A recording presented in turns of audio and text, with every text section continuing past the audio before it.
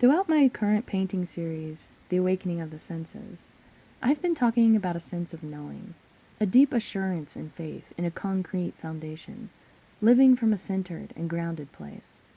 This piece, you could say, turns everything on its head.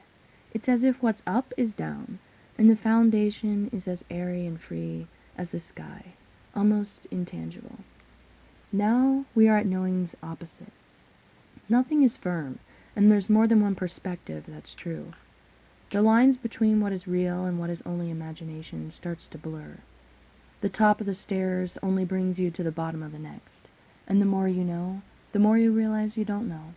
Perhaps you don't need to know more after all. Perhaps the freedom that comes from letting go and surrendering to the unknown was what we've been after all along. Such a yellow place, full of light, heavenly and innocent as a child who is open to the world with curiosity, to see what's possible and to never hold back. A child doesn't care to think about what's real or false. They take it all in with eager expectation, accepting whatever comes. It's beautiful to humbly admit we don't have it all figured out, and accept the heavenly present moment. Like a child, how wonderful to dream up impossible possibilities and believe in them with a faith that has never been denied or questioned, to never limit what we could believe in. Squishing ourselves down to fit into a cookie cutter with someone else's shape was never a destiny we were born with. So much freedom and liberation comes when we break free of the old image and identification. This piece is all about breaking free of boundaries, watching the old limitations fall away into the burning light of purification, and seeing the world anew. Looking at everything from all angles and adopting new perspectives. When MC Escher comes into the picture, a whole new layer of the puzzle unfolds. This painting, Relativity Reimagined, is a remake of the famous lithograph Relativity by Escher. It's the perfect picture to illustrate the sense of sight in this series. Relativity is a word with depth. Within it belongs the ideas of differing perspectives, how opposites rely upon one another to coexist, paradoxes, and the irony of truths. Relativity is that which is in relation to, or that which is in relationship with. That which is seen is also seen by something, and the two are relative to one another. One wouldn't exist without the other. Separation would not exist without connection. Perhaps the opposites are one, two sides of the same thing. Oneness, unity, and connection are at the core of my own personal spiritual belief system. But this is just my way of seeing things. The beauty of your freedom is that you get to choose for yourself how you see things. This is the sight of the inner eye, the sight of understanding and interpretation. The unblinded eyes that are open enough to see have access to infinite possibilities. These infinite possibilities connect us back to the one possibility. We are the possibility. The beginning is within us. When we imagine the world to be a certain way, we envision it, we create it, or recreate it. We see what we believe and we mirror what we believe to change our perception of the world or of our circumstances. We must begin on the inside by changing how we identify with these things and the beliefs around them. We have the ability to change our interpretation and to change our focus, to refocus. With reinterpretation comes recreation. Our focus is the creator. What we are aware of, that which has our attention, is amplified and magnified. We incorporate into our subconscious mind that which dominates our attention. What we focus upon most often becomes a part of our subconscious, and sooner or later we see it materialized in our life experience. Our subconscious mind will rearrange how we are interpreting a situation before it even materializes. The solid physical evidence is only the aftermath of the imagination. Therefore, our spiritual focus is powerful, and our imagination is powerful, because we use the imagination to focus. Just as we focus our eyes, we also focus the mind, seeing with the mind's eye.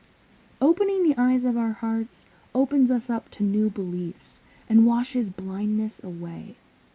With the mind open, we have new perspectives, and fear will not dwindle our faith. We have new ways of seeing that override the limitations of fear. Belief takes us up into realms of unknowing, where anything and everything is possible. With open eyes, we are not blind, and with an open mind and heart, we are not blind to our pathway. I envision humanity open, without eyelids closed over the heart, without eyelids closed over perception, without a tinted lens, but rather full of clarity, all eyes focused on the same one thing, the same spiritual life force, the center of our focus, the single eye of devotion, each individual looking from different angles. Not one is wrong, not one is right. Both are just perspectives focused on the same fulfillment. Do we see the same rainbow? Do we understand anything outside of our own personal and unique interpretation? Yet, the connection is real. Every perspective is connected. All is one. Every human connected to the next. The planet is enveloped in the thinking of humanity. It reaches to its core. Each heart is its own rainbow eyeball, an inquisitive soul, a wisdom carrier. We carry the infinite wisdom because we carry the infinite perspectives, the infinite connecting pathways of thoughts and ideas, feeding off of one another in conversation, and carrying momentum of ageless building blocks from one generation to the next. The ability to share with one another through language and the technology which connects one side of the planet to the other. Focus your observation of life and your perspective on the things that you want to keep seeing so that they magnify. Just like a magnifying glass, we see clearer and larger than life. We see our dreams come into focus and grow. What have we been magnifying? As Florence Shinn said, magnify God, not obstacles. Magnify peace, joy, and love.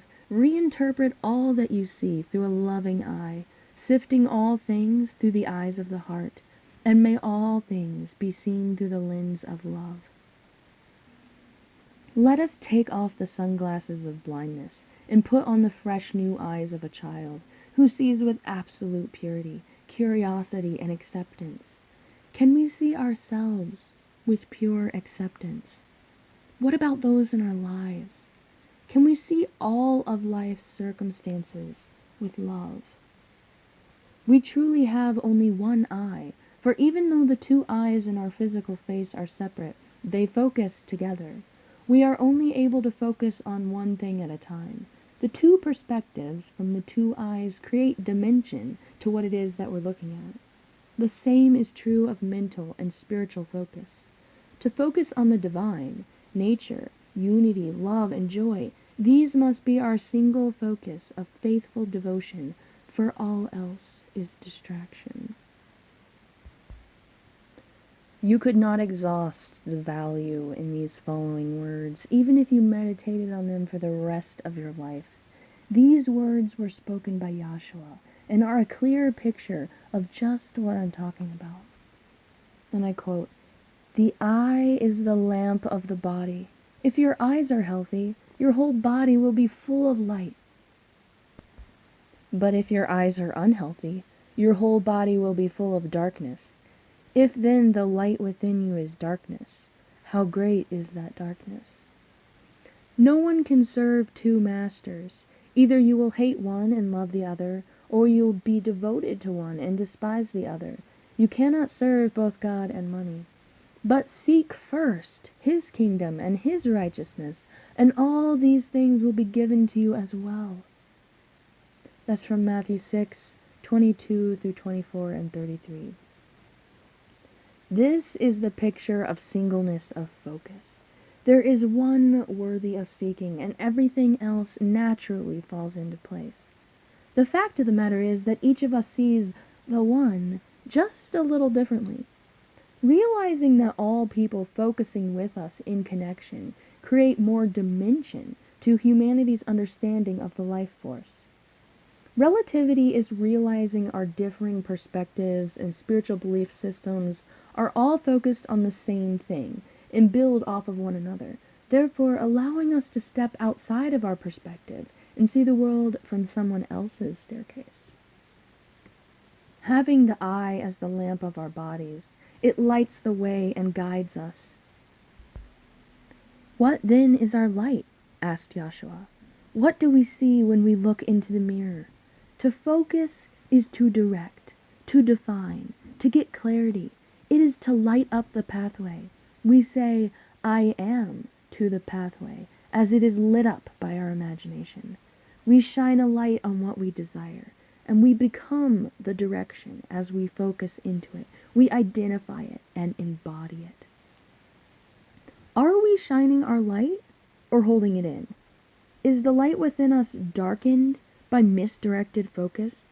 By too many desires we have identified with that are from cookie-cutter people imposing their will upon us? The culture, religions, the economy, and the health of our planet, do we just accept all these things because we see them happening?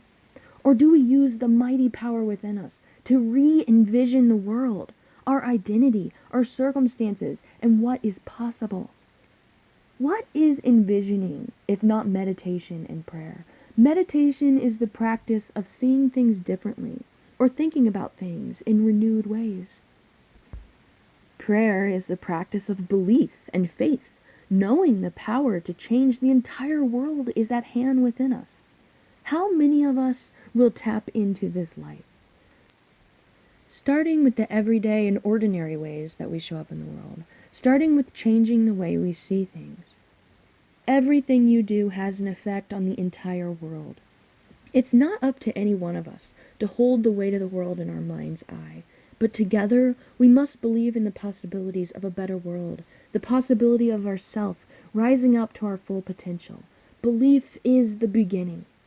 The mirror of who I am is rooted in my beliefs. I have the ability to identify with something more, to redefine myself and to see myself any way that I choose. So why wouldn't I choose to magnify myself and build myself up, to see myself as a goddess and queen? Why for so many years do we hold ourselves in bondage by fear that shuts our eyes? To open our eyes to limitless possibilities, we must re-envision who we are, retune, reprogram, reflect, refocus. This is a physical and spiritual thing all at once.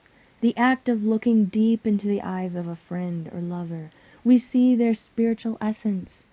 Making eye contact is not always comfortable. It's as if there's something to hide.